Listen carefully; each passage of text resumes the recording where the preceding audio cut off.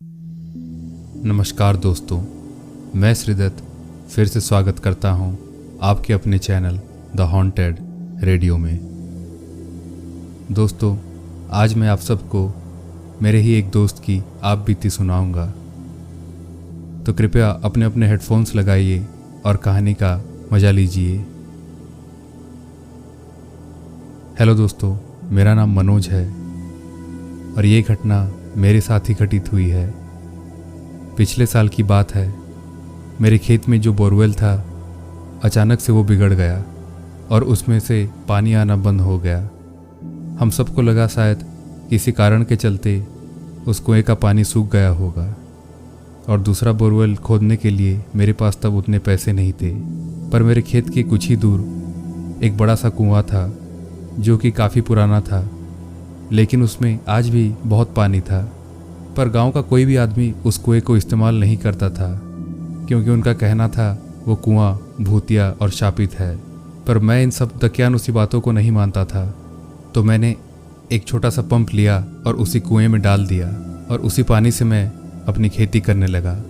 इससे मेरा काम बहुत ही आसान हो गया और मेरे पैसे भी बच गए थे। एक दिन दोपहर को मैं अपने खेत में गया हुआ था। तब मेरे अलावा और खेत में कोई नहीं था।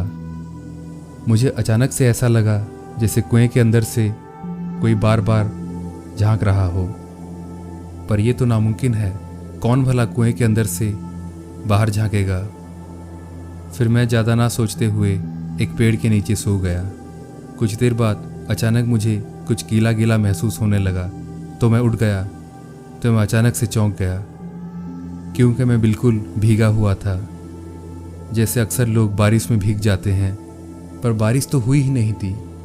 तभी अचानक से कुएं में से एक आवाज़ आई। ऐसा लगा जैसे कुछ भारी चीज़ कुएं में गिर गई हो। मैं तुरंत दौड़कर कुएं की तरफ गया, पर जो मैंने देखा, मेरी तो आंखें ही फटी की फटी रह गई। एक अजीब डरावनी औरत कुएं में तैर रही थी और एक भयानक सी मुस्कुराहट उसके चेहरे पर थी। मुझे देखते ही वो पानी के अंदर चली गई। मैं डर के मारे वहीं खड़ा रहा। तभी अचानक से वही चुड़ैल पानी से बाहर निकली और मुझे खींचकर कुएं के अंदर ले गई। मैं कुएं के अंदर से चिल्ला रहा था, पर वो औरत मुझे नीचे खींचे ही जा रही थी। कुछ देर बाद मैं बेहोश हो गया। जब मेरी आंख खुली तो हमारे गांव का ही एक आदमी मेरे पास खड़ा था और मैं अपने खेत में ही पड़ा हुआ था।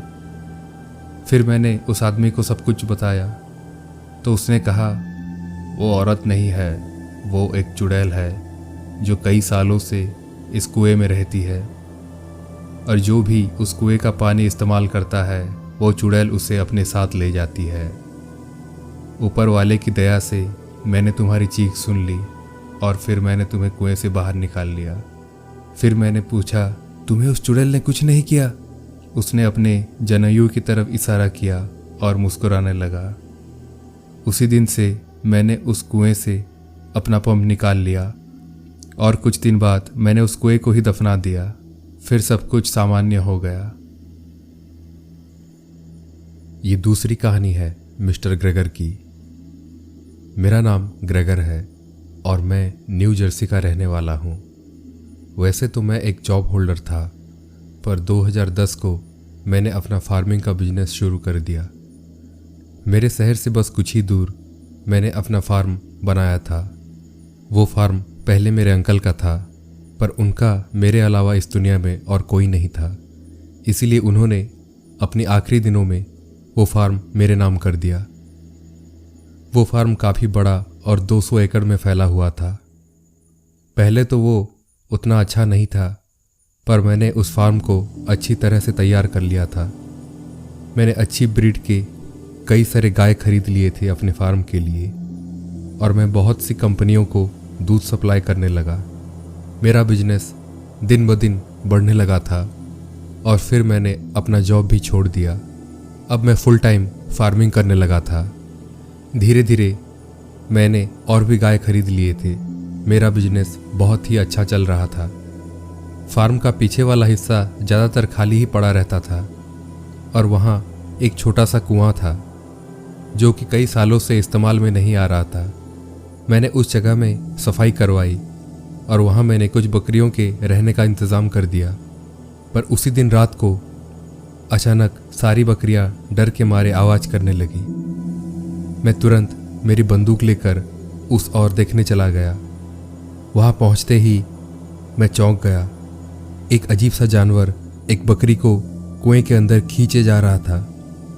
वो क्या था वो तो मुझे पता नहीं, पर वो काफ़ी भयानक लग रहा था। उसके ऊपर का शरीर इंसानों की तरह था और कमर से नीचे कुछ था ही नहीं, और उसके सर पर एक भी बाल नहीं थे। वो काफ़ी भयानक लग रहा था।